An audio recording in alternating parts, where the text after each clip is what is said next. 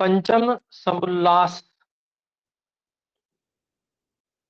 को हम पढ़ रहे हैं। पंचम समुल्लास में दो प्रकरण हैं, एक वानप्रस्थ और दूसरा संन्यास। तो वानप्रस्थ विधि को संक्षेप से हम पढ़ चुके हैं और उसके महत्व पे भी हमने बात की कि समाज की व्यवस्था को बनाने में वानप्रस्थ आश्रम का कितना बड़ा महत्व है। और जब जो हम समाज को एक व्यवस्थित ढांचे के रूप में देखना चाहते हैं और सभी व्यवस्थाएं उत्तम रूप से देखना चाहते हैं, तो वहां पर वानप्रस्थ आश्रम की बहुत बड़ी भूमिका है। और ये वानप्रस्थ आश्रम कट जाने से, अर्थात उसकी व्यवस्था न होने से लोग वानप्रस्थ नहीं ले रहे हैं, उसके कारण से बहुत बड़ी समस्याएं और बहुत अधिक व्यवस्थाओं की न्यूनता, और फिर उन न्यूनताओं को भरने के लिए जो व्यवस्थाएं वैकल्पिक की जा रही हैं उनमें भ्रष्टाचार, और उस भ्रष्टाचार के कारण से सारे समाज में दुख ये बढ़ रहा है।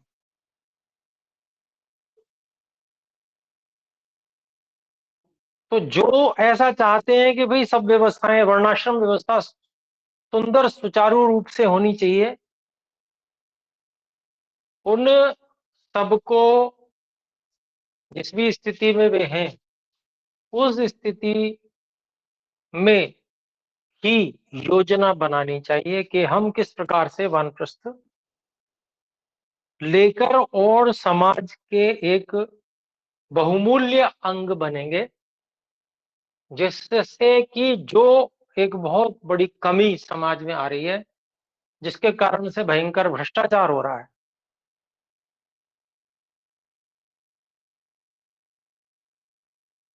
तो उस कमी को हम दूर करेंगे।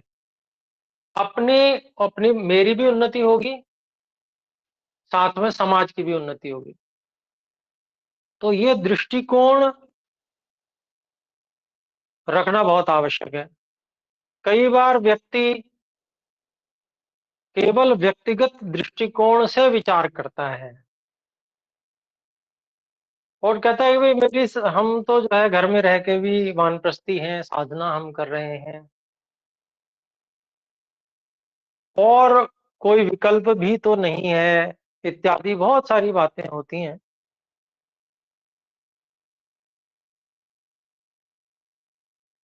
तो ये जो एक दृष्टिकोण है, व्यक्तिगत, केवल व्यक्तिगत ढंग से सोचना, व्यक्तिगत भी उसमें उन्नति ठीक प्रकार से नहीं हो पाती है, क्योंकि घर में ही रह के अगर वानप्रस्थ व्यक्ति रहेगा तो वहां अध्ययन अध्यापन की व्यवस्थाएं तो है नहीं। अध्ययन अध्यापन की व्यवस्था नहीं है तो उसकी उन्नति नहीं हो सकती। और किसी तरह से अध्ययन की व्यवस्था हो भी जाए तो अध्यापन की व्यवस्था बड़ी कठिन है,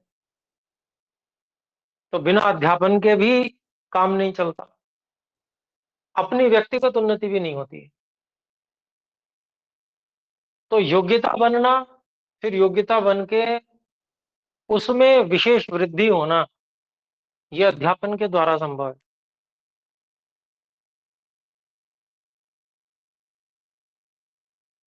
तो व्यक्तिगत उन्नति, व्यक्ति कहने को केवल कह देता है और उसके कहने से समाज पे गलत प्रभाव भी पड़ता है,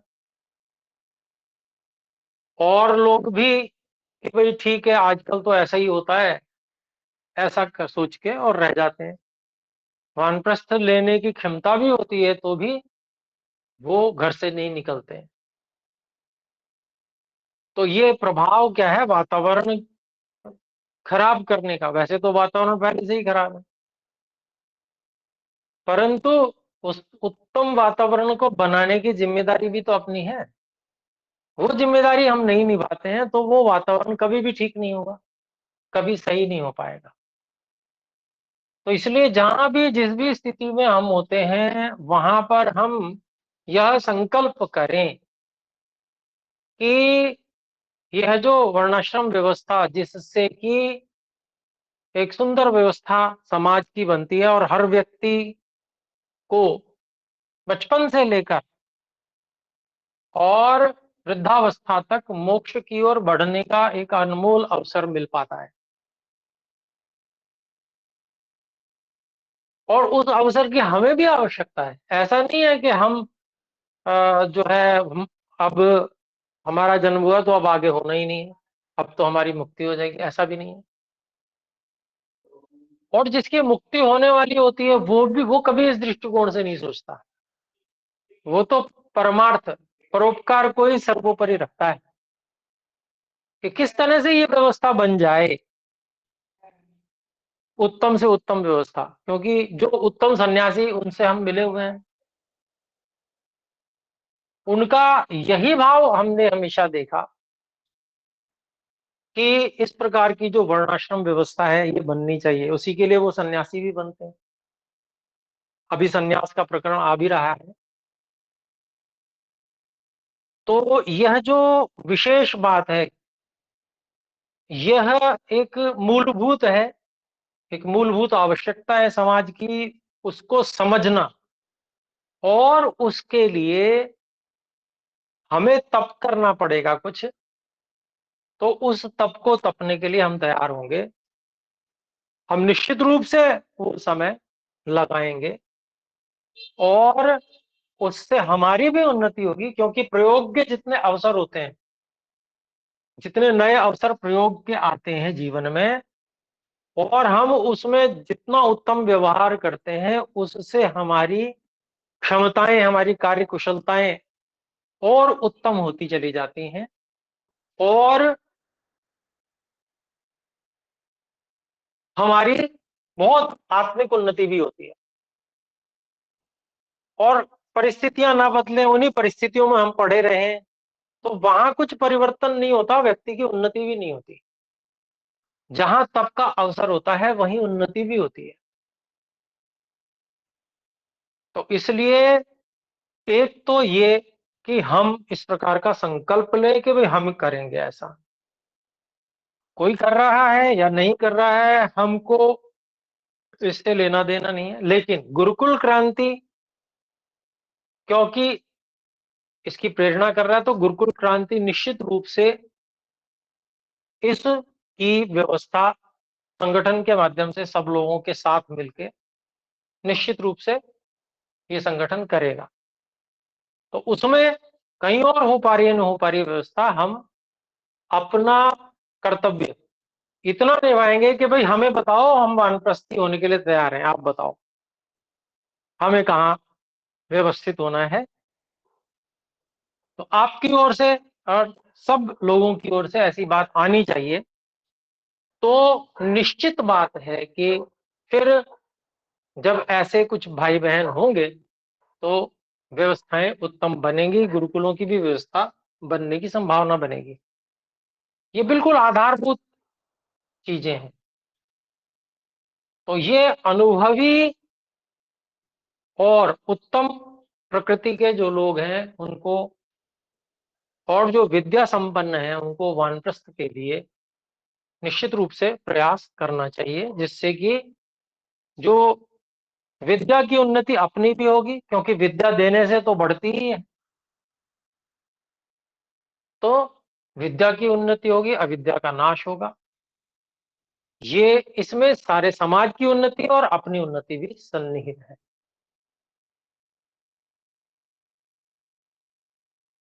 तो यह जो भाव है कि ठीक है, मुझे क्या करना, मैं ठीक हूं, मैं अपना भगवान का भजन करता रहता हूं अपने घर में ही, तो ऐसा नहीं विचार करना चाहिए। यह व्यक्ति को उन्नति नहीं दे पाएगा।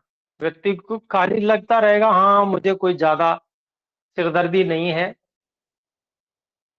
रहती है, घर में भी सिरदर्दी रहती है, ऐसा नहीं है कि घर में नहीं रहती है। घर में भी 25 तरह की बातें होती हैं, टकराव होते हैं, परेशानियां होती हैं, कहीं झुकना भी पड़ता है, बहुत प्रकार की बातें होती हैं, ऐसा नहीं है। लेकिन वहां पर क्योंकि और कोई फिर, अब उसके अलावा भी क्या विकल्प है, तो व्यक्ति चुप होके रह जाता है।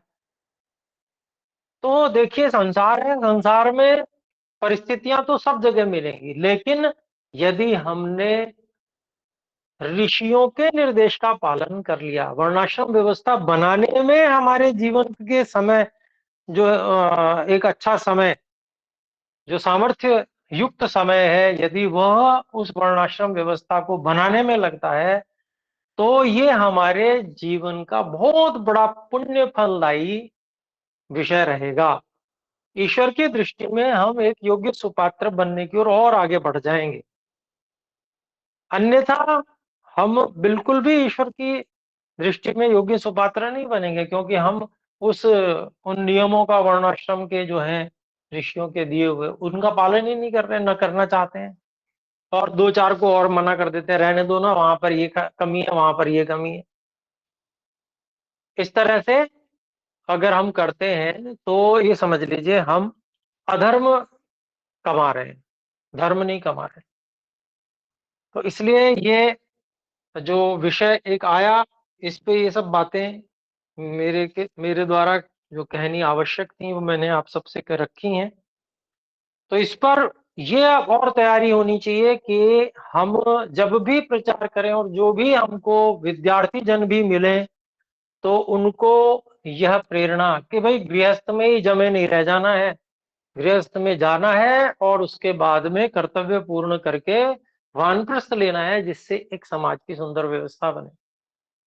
तो सबको ये प्रेरणा, ये जागरूकता, जिससे हर व्यक्ति जितने अधिक से अधिक हो सके इस संकल्प से युक्त हो जाएं। जो व्यक्ति संकल्प से युक्त हो जाएगा, उस वो अपनी योजना उसके अनुसार ही बनाएगा जीवन की, और जिसकी योजना इस प्रकार से बनेगी, वह उसका अंग बन जाएगा, उस वर्णाश्रम व्यवस्था जो उत्तम है, और वो एक बहुत बड़े धर्म का और पुण्य का कार्य होगा।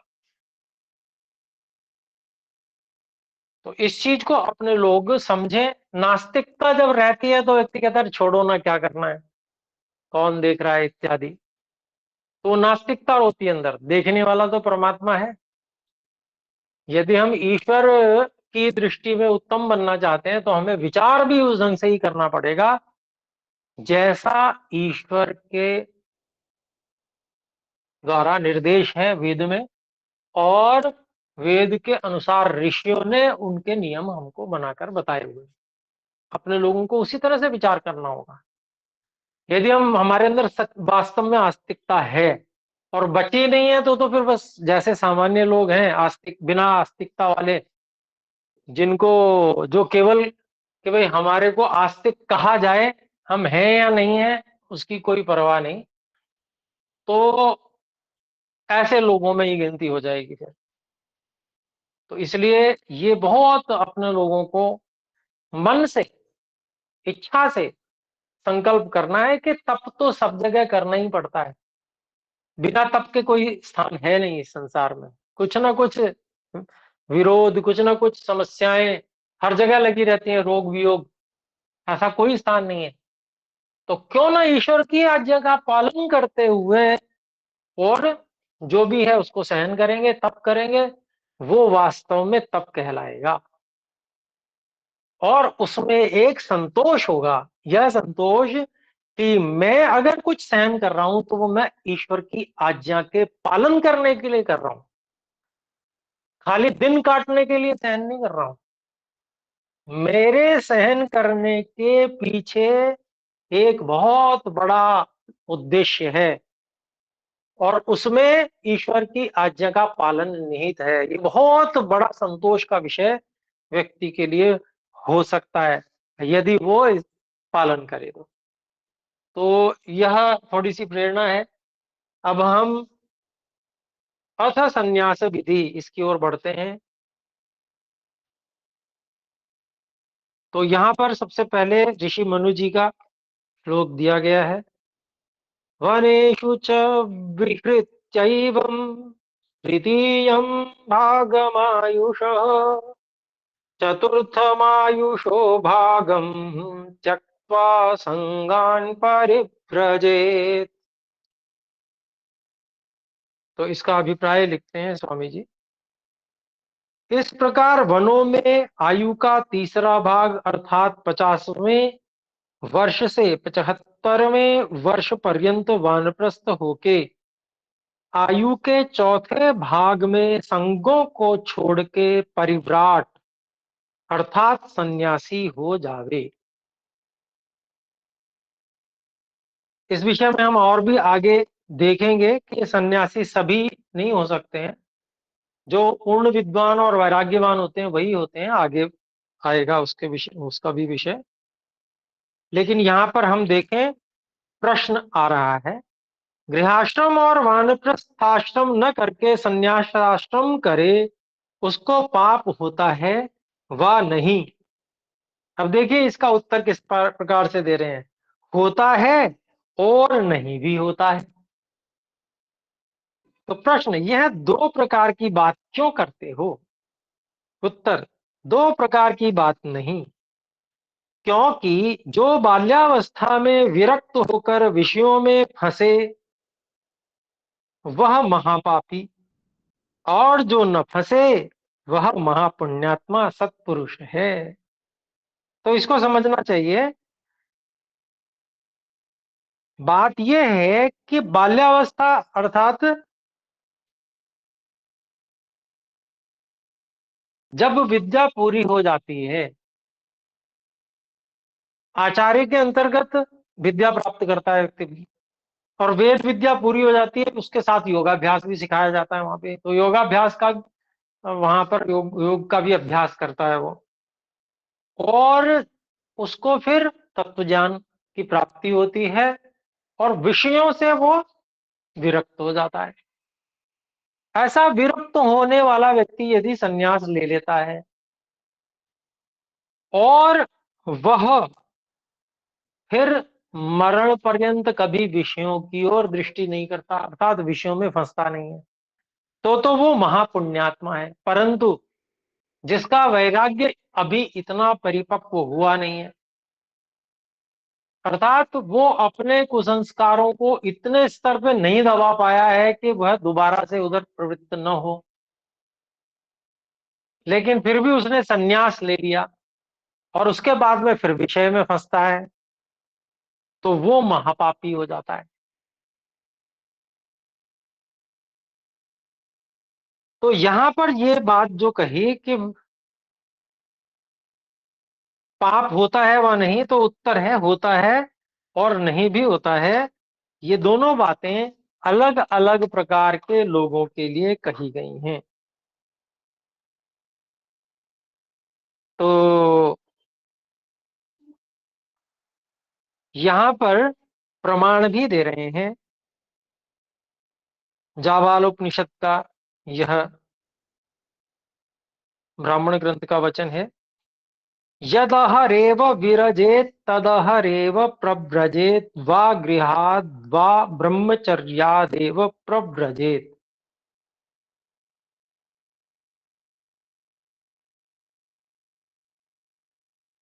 तो इसका अभिप्राय, जिस दिन वैराग्य प्राप्त हो उसी दिन घर व वन से संन्यास ग्रहण कर लेवे। पहले ब्रह्मचर्य समाप्त इस वचन से संन्यास का पक्षक्रम कहा है, अर्थात पहले जो है ब्रह्मचर्य, फिर गृहस्थ, गृहस्थ के बाद फिर वानप्रस्थ, वानप्रस्थ के बाद संन्यास। तो उसका क्रम वहां कहा है, और इसमें विकल्प अर्थात वानप्रस्थ न करे, गृहस्थ आश्रम से ही संन्यास ग्रहण करे, ये द्वितीय पक्ष है। और तृतीय पक्ष यह है कि जो पूर्ण विद्वान जितेंद्रिय विषय भोग की कामना से रहित परोपकार करने की इच्छा से युक्त पुरुष हो, वह ब्रह्मचर्य आश्रम ही से संन्यास लेवे। तो संन्यास का विषय ये है कि जो अधिकांश हैं, अधिकतम जो लोग हैं, वो तो पक्षक्रम से ही चलते हैं, अर्थात ब्रह्मचर्य आश्रम के बाद में गृहस्थ में जाते हैं, गृहस्थ जाके फिर वानप्रस्थ लेते हैं, फिर वानप्रस्थ के बाद में संन्यास की योग्यता बनाते हैं ब्रह्म वानप्रस्थ में, और बन जाती है तो फिर संन्यास ले लेते हैं। परंतु एक पक्ष ये है कि गृहस्थ में ही व्यक्ति ने ब्रह्मचर्य आश्रम में तो पूर्ण विद्वान हो ही गया वो, अब गृहस्थ में जाकर उसको विषय का बोध हो गया और उसकी योग्यता वैराग्य की बन गई। जब वैराग्य की भी योग्यता बन गई, शास्त्रों की योग्यता पहले से है, उसका स्वाध्याय निरंतर वो करता रहता है और उसको वैराग्य भी प्राप्त हो गया, तो अब वो वानप्रस्थ में न जाके सीधे गृहस्थ के पश्चात और सन्यास का ही ग्रहण कर लेगा। इसके भी अतिरिक्त यदि ब्रह्मचर्य आश्रम में ही वह समाधि को प्राप्त होता है, वैराग्य को प्राप्त हो जाता है, उसको ये दृढ़ निश्चय हो जाता है कि अब उसको कुसंस्कार कभी न दबा सकेंगे, तब वह पूर्ण विद्वान जितेंद्रिय, विषय भोग की कामना से रहित, परोपकार की करने की इच्छा से युक्त पुरुष ब्रह्मचर्य से ही संन्यास आश्रम ले लेता है। अब यहां पर जो ये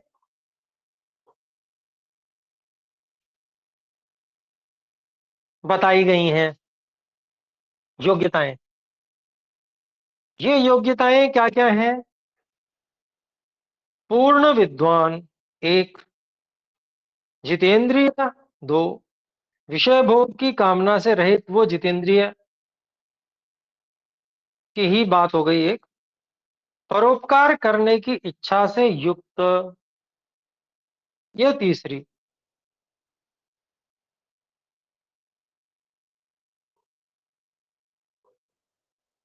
अर्थात वैराग्यवान। तो पहला पूर्ण विद्वान होना, और जितेंद्रिय, विषय भोग की कामना से रहित, परोपकार की इच्छा से युक्त, ये दूसरी चीज हो गई वैराग्यवान होना, वो दूसरे के अंतर्गत आ गया।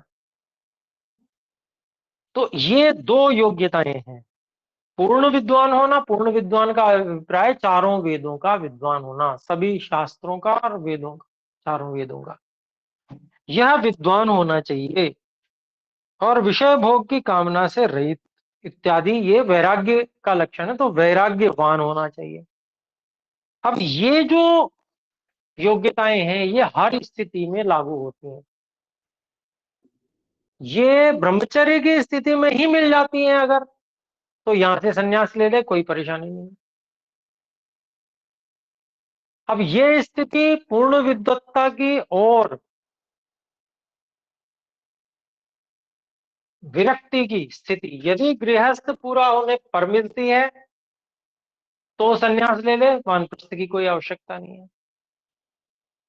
और ये स्थिति तैयारी करते करते, गृहस्थ के बाद वानप्रस्थ लेकर वानप्रस्थ में तैयारी करते करते फिर यह स्थिति प्राप्त होती है पूर्ण विद्वत्ता की और पूर्ण वैराग्य की, तब संन्यास ले ले। तो सभी विकल्प हैं,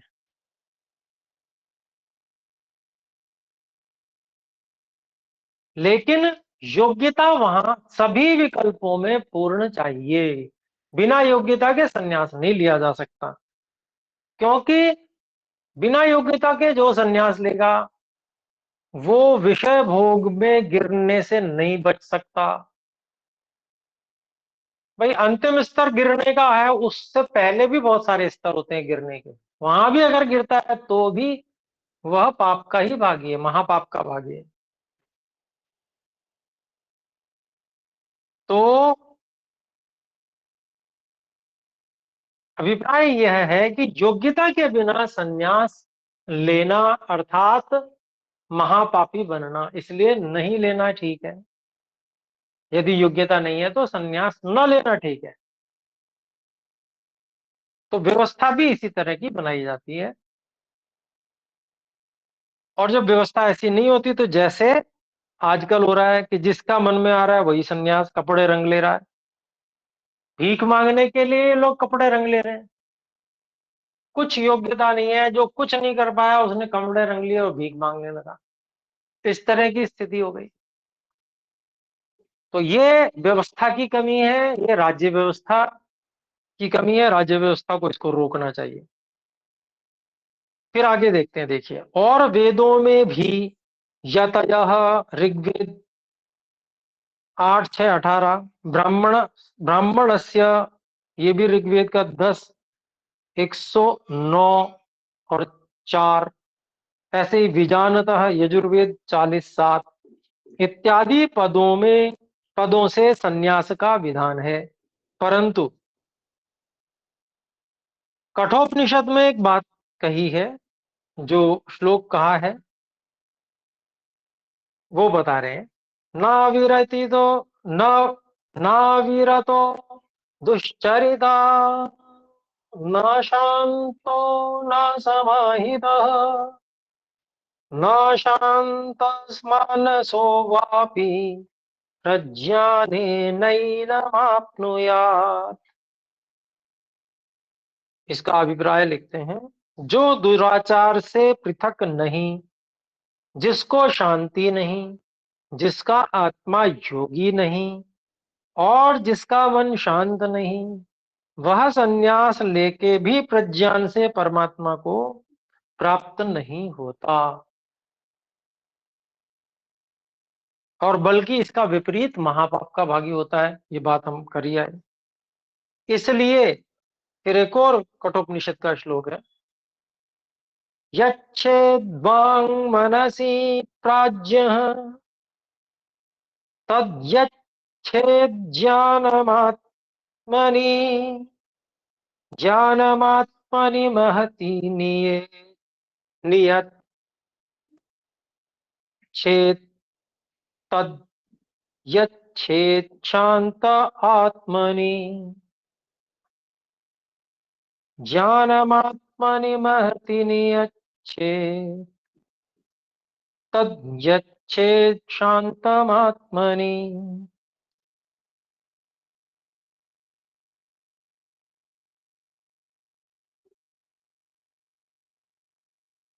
इस श्लोक का अभिप्राय कहते हैं, सन्यासी बुद्धिमान वाणी और मन को अधर्म से रोके, उनको ज्ञान और आत्मा में लगावे, और उस ज्ञान स्वात्मा को परमात्मा में लगावे, और उस विज्ञान को शांत स्वरूप आत्मा में स्थिर करे।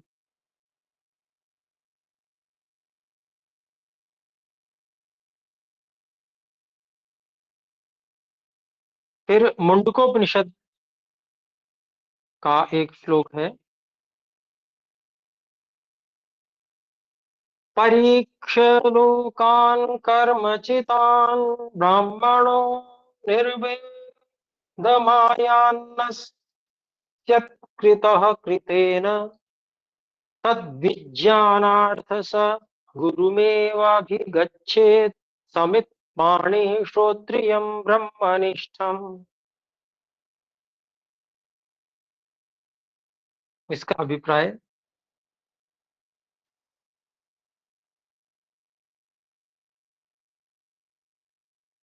सब लौकिक भोगों को कर्म से संचित हुए देखकर ब्राह्मण अर्थात सन्यासी वैराग्य को प्राप्त होवे।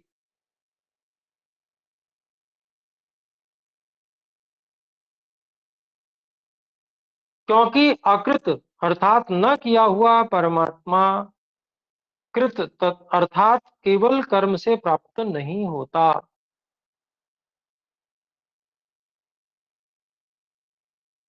इसलिए कुछ अर्पण के अर्थ हाथ में लेके वेदविद और परमेश्वर को जानने वाले गुरु के पास विज्ञान के लिए जावे, जाके सब संदेहों की निवृत्ति करे, परंतु सदा इनका संग छोड़ देवे कि जो, ये दो श्लोक भी मुंडकोपनिषद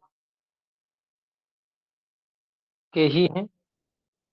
अविद्यायामन्तरे वर्तमानाः स्वयं धीराः पंडितमन्यमानाः जघन्यमानाः पर्यन्ति मूढाः अन्धेनैव नीयमाना यथान्धाः। अविद्यायां बहुधा वर्तमाना भयं कृतार्था इत्यभिमन्यन्ति बालाः यत्कर्मिणो न प्रभेदयन्ति रागात् तेन तुराः तेनात्तुराः क्षीणलोकश्च बनते। तो यहाँ जो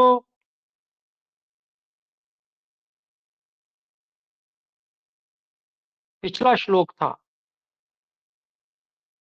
उसमें ये निर्देश किया गया था कि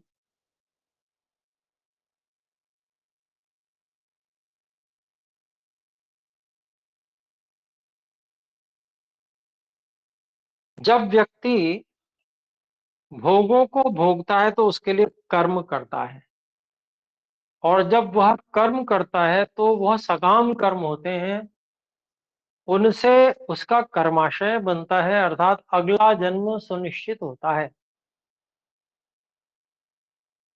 और जन्म अर्थात वही दुख है, जन्म ही दुख है, ऐसा ऋषि कहते हैं। तो ऐसा जो विद्वान व्यक्ति है वह इसको समझकर और विरक्त हो जाए, वैराग्य को प्राप्त हो, और कहते हैं कि यदि परमात्मा के लिए, परमात्मा की प्राप्ति के लिए पुरुषार्थ नहीं किया गया, अर्थात योगाभ्यास रूपी पुरुषार्थ यदि नहीं किया गया, तो केवल कर्म से ईश्वर प्राप्त नहीं होता। कर्म करते रहो, सकाम कर्म करते रहो चाहे निष्काम करते रहो, परमात्मा की प्राप्ति, परमात्मा को प्राप्त करने का जो उपाय योगाभ्यास है उसी से होगी। वो नहीं करेगा तो नहीं प्राप्ति होगी।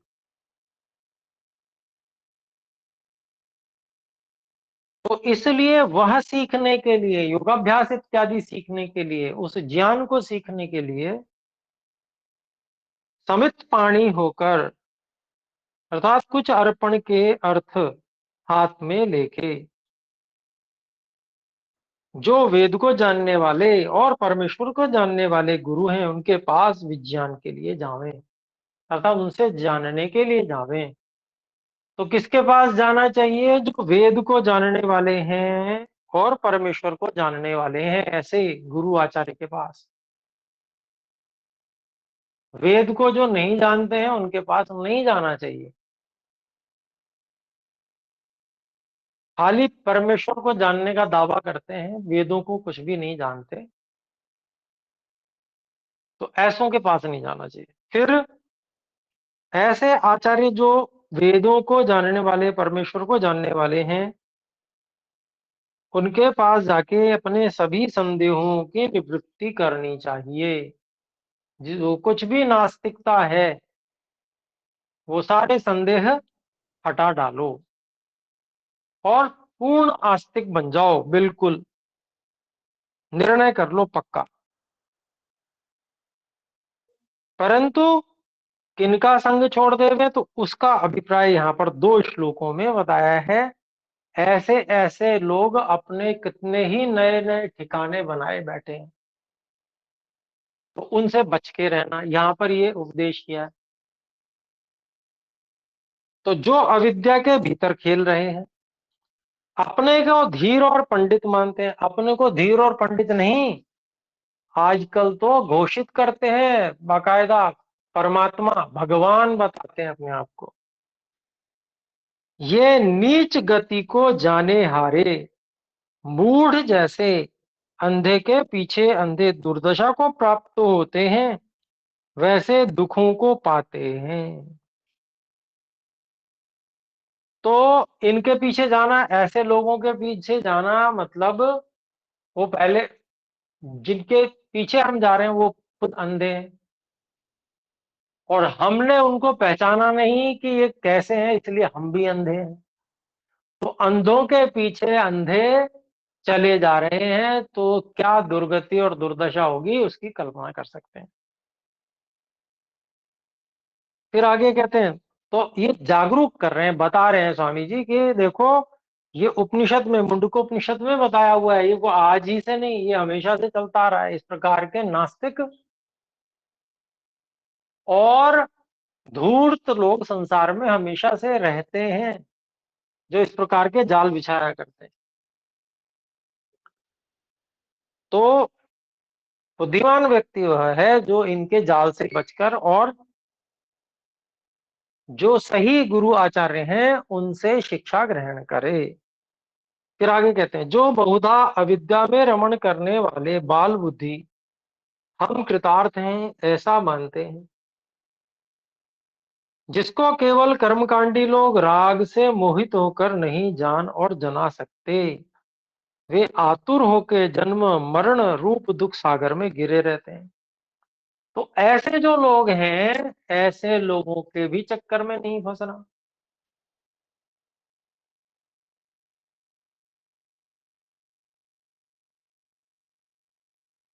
वो कैसे लोग होते हैं? वो कहते हैं हम ब्रह्मास्मि, मैं ही ब्रह्म हूं, जो गलत अर्थ है।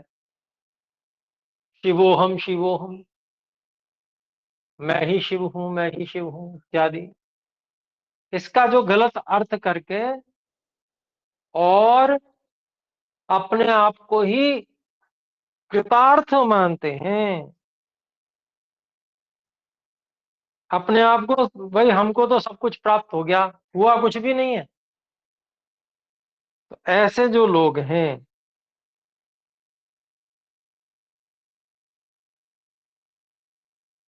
तो ऐसे लोगों को समझना है, जानना है कि भाई इनसे बच के रहना है। ऐसे ही बहुत सारे कर्मकांडी लोग होते हैं, वो भी राग से मोहित होकर, उनमें भी जानने और जनाने की क्षमता नहीं रहती, क्योंकि वो कर्मकांड आदि में, दक्षिणा आदि के लोभ में रहते हैं। कितने ही लोग ऐसे हैं,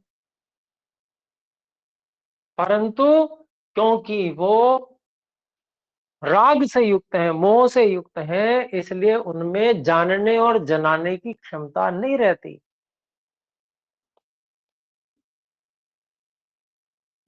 इसलिए वो आतुर होकर जन्म मरण रूप दुख में गिरे रहते हैं। तो भाई ऐसे लोगों से भी बचना है।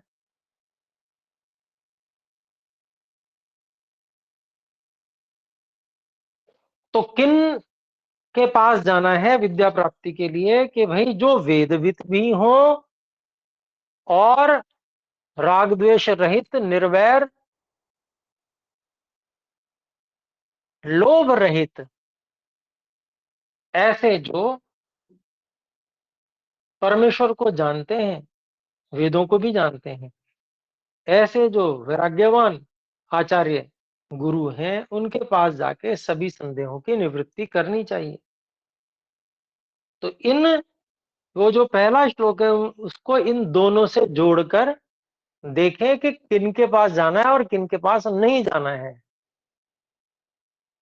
संदेह निवृत्ति के लिए। फिर एक और मुंडकोपनिषद का श्लोक है, वेदांत विज्ञान सुनिश्चितार्था संयोग संन्यास योगा जतः शुद्ध सत्वा ते ब्रह्मलोके परांत काले परामृता परिमुच्यन्ति सर्वे। इसका अभिप्राय बताते हैं जो वेदांत अर्थात परमेश्वर प्रतिपादक वेद मंत्रों के अर्थ ज्ञान और आचार में अच्छे प्रकार निश्चित संन्यास योग से शुद्ध अंतःकरण सन्यासी होते हैं, वे परमेश्वर में मुक्ति सुख को प्राप्त हो भोग के पश्चात जब मुक्ति में सुख की अवधि पूरी हो जाती है, तब वहां से छूटकर संसार में आते हैं। मुक्ति के बिना दुख का नाश नहीं होता। क्योंकि क्यों नहीं होता? तो उसके लिए कह रहे हैं, देखिए छांदोग्य उपनिषद का एक वचन, न वै सशरीरस्य सतः प्रिया प्रिययोरपहतिरस्य अशरीरं वावसन्तं न प्रिया प्रिये स्पृशतः। जो देहधारी है वह सुख दुख की प्राप्ति से पृथक कभी नहीं रह सकता, और जो शरीर रहित जीवात्मा मुक्ति में सर्वव्यापक परमेश्वर के साथ शुद्ध होकर रहता है, तब उसको सांसारिक सुख दुख प्राप्त नहीं होता। तो यहाँ पर जो ऐसे योगी लोग हैं उनकी स्थिति बताइए कि वो वेद मंत्रों के अर्थ ज्ञान और आचरण में सदा लगे रहते हैं, और ऐसे ही जो लोग होते हैं वो संन्यास योग से शुद्ध अंतःकरण वाले होते हैं, उनको सन्यासी कहते हैं। और वो समाधि प्राप्त करके परमेश्वर में मुक्ति सुख को प्राप्त हो जाते हैं।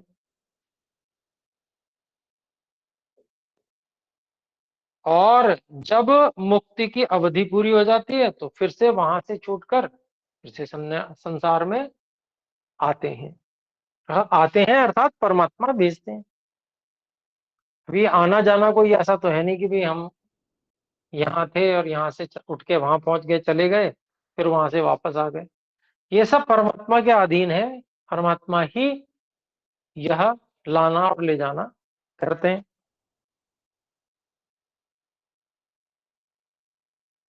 तो इस प्रकार से ये बताया गया कि मुक्ति ही दुखों के नाश का एकमात्र साधन है, और मुक्ति में ही सब प्रकार से दुखों की निवृत्ति होती है, और कहीं भी नहीं होती। और इस बात का प्रमाण जो है छंदोग्य उपनिषद में भी दिया गया है कि सुख दुख की प्राप्ति से देहधारी कभी भी अलग नहीं हो सकते।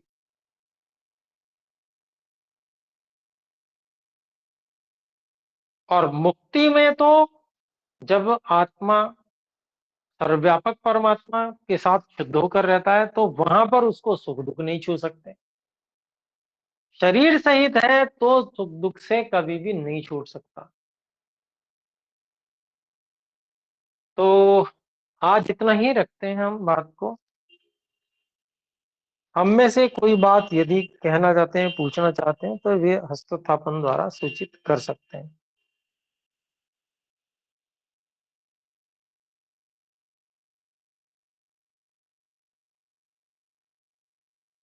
जी भाई धीरज जी बोले। जी प्रणाम आचार्य जी, सभी को सादर नमस्ते। मैं केवल एक यही बात कहना चाह रहा हूँ कि जैसे संन्यास आश्रम को ग्रहण करने के लिए पूरी तरह से विरक्त होने की जो बात स्वामी जी ने कही है, और स्वामी विवेकानंद जी भी कहते हैं कि ब्राह्मण आश्रम में आए बिना तो सन्यासी हो ही नहीं सकते, कोई इस तरीके से सोचता है। तो एक प्रसंग मेरे मन में आता है, जैसे हम विश्वामित्र की कहानी बहुत सुनते हैं।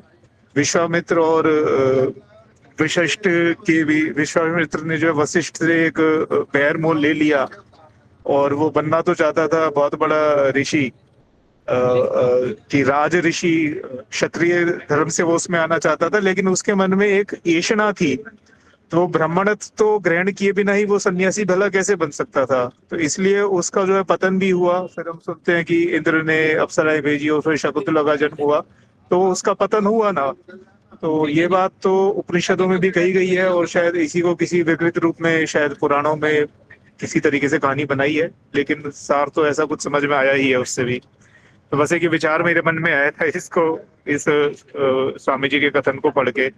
तो यही कहना चाहता हूँ। धन्यवाद आचार्य जी। जी धन्यवाद। तो और कोई इस पे कथन तो नहीं है? ठीक है। तो महर्षि जी की बातों को हमने समझा, ये आदर्श हैं। इन आदर्शों के बिना हम कभी भी पूर्ण सुख को, अर्थात जो अधिकतम इस संसार में सुख मिल सकता है, उसको प्राप्त नहीं हो सकते हैं। और उसके लिए जो व्यवस्थाएं अपेक्षित आवश्यक हैं वो भी हमें बनानी होंगी, और स्वयं को भी उसमें ढालना होगा। उसके लिए हमको तैयार रहना चाहिए, स्वयं को उसके लिए समर्पित करना चाहिए। बस इतना ही मैं कहूँगा। और अभी फिर विराम करते हैं। आइए मिलकर एक बार ओम का उच्चारण करें। ओम।